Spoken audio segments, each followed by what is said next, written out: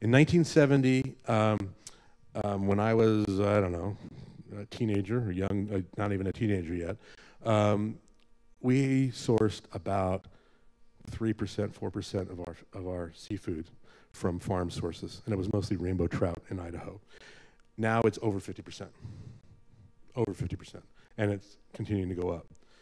We can't keep feeding it ground up sardines and anchovies from the ocean. We're going to deplete that resource as well.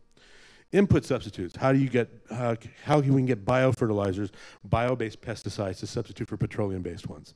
Why this is good is because bio stuff tends to remove itself from the environment in a couple of weeks. It tends to break down into its composite amino acids and become just amino acids in the soil as opposed to virulent stuff that kills pests. And then we talked about reducing and reusing waste. Giant source of potential calories here. Areas that I think are interesting but have fundamental issues. And I'll talk about these if anybody wants to talk about them. But these are the 4 areas that I think have some potential, but from a venture standpoint or and again, I'm looking at all of this from the point of view of an entrepreneur. These have some big issues, which I've listed here on the right.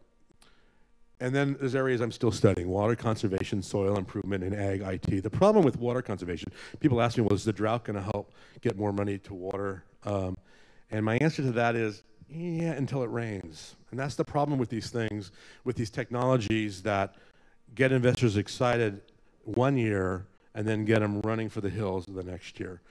So I think that water solutions are going to continue to come from places like Israel, like the Middle East, where it never rains. You know, Israel's got a problem forever. There's no fresh water, certainly not enough. And that's where the technology is coming from. Soil improvement, I think, is an important area, and there are people that are figuring out how do we put back the micronutrients into the soil that we're depleting by the way we farm. The big problem, really, though, is that we're losing soil. I mean, we have inches of soil in places where we used to have feet in Iowa, Nebraska, et cetera. And it takes a long time to build more soil. And ag IT, modest investment, low technical risk. These are database systems for helping the farmer make better decisions and more efficient decisions. There's a lot of people working on this, and I think it's an interesting area. Risk. The risk for ag tech and new food ventures certainly includes the risk that you get in any venture. Is the team good? Is the market big enough? Is the idea, the technology, will it work? And what's the competition? But you also have segment risk. How do you build an investing syndicate when there aren't, 2,000 venture capitalists investing in the segment? How do we get the next round done?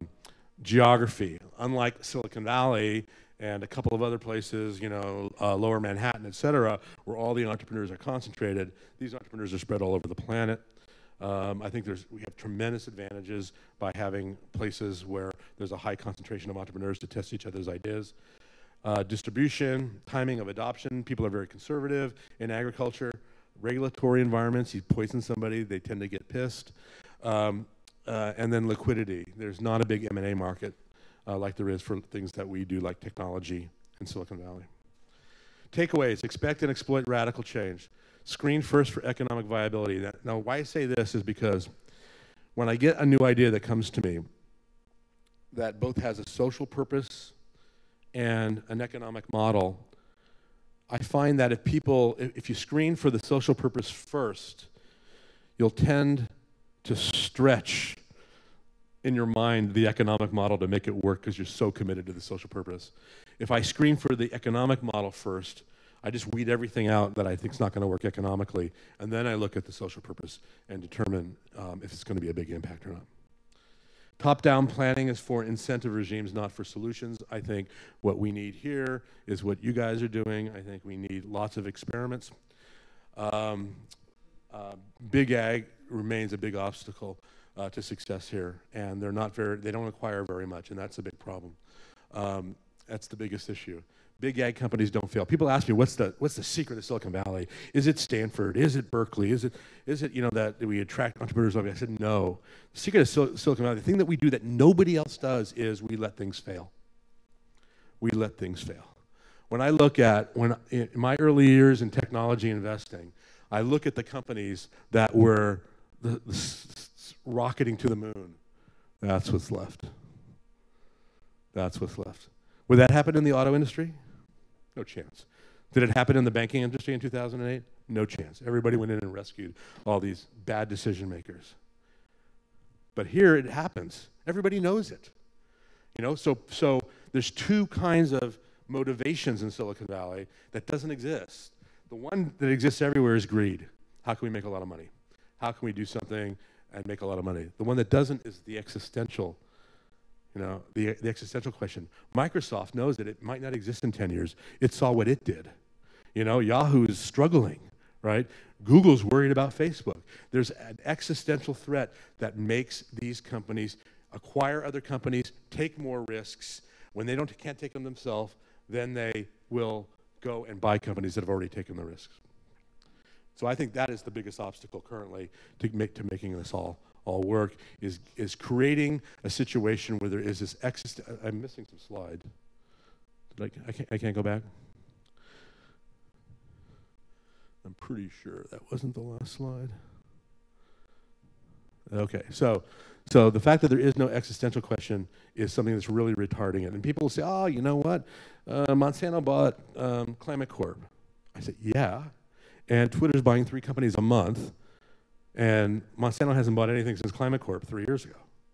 So it's a question of not do they ever acquire companies? Yeah, they do. But what makes the venture model work is that I'd make 10 investments. I know only one of them is going to skyrocket to the moon. I wish I knew which one. Otherwise, I wouldn't make 10. But I know that 5 of those other companies are going to do okay. And there's somebody I can sell them to. And that makes the whole model work. When I have to rely only on that 1 in 10 that gets to an IPO, et cetera, the model breaks down. It's too much risk for the amount of reward that my limited partners get. So we need to create a situation where where there's some existential risk for these big ag companies. The way to do that is by changing consumer demand, making consumers require different kinds of foods, different kinds of diets, et cetera. That is beginning to happen. I'm really excited to see companies reluctantly do some of the things that the fast food companies are doing and taking certain kinds of unsustainable ingredients out of their products and making their products hopefully more sustainable. Now they're doing it because they're responding to consumer demand. There's no law telling them they have to do that. McDonald's is in a financial crisis right now. They're trying to figure out anyway what they've done if they've missed you guys. You know, you guys don't want to go to McDonald's anymore. And it's not just you guys who are entrepreneurs and experience and get it and study food or et cetera. It's millennials, period. They don't want to go to McDonald's anymore. They want to go to Chipotle, which, by the way, McDonald's owned for a short period of time before they sold it back. Big mistake, in my view. So I'm excited to be here. I'm excited to be at MIT, at Notre Dame, at all the places where I'm talking to try to get entrepreneurs to think about the food system. What I do in those other places, it's less about getting entrepreneurs to think about the food system. It's getting people in the food field to think about being entrepreneurs. When I go for the University of Minnesota, I see these guys doing their PhD in food science or whatever, and they're looking at, gee, do I become a professor? Do I go to work for the Department of Agriculture? Do I go to work for Monsanto or DuPont? And I go to them and I say, start a company. That's how robots got started. That's how these guys said, we don't have to follow the same path. Now out here, you guys have already self-selected into getting that. But most of the world has not self-selected into getting that. And so that's what I do with feeding. That's one of the things we do with Feeding 10 Billion.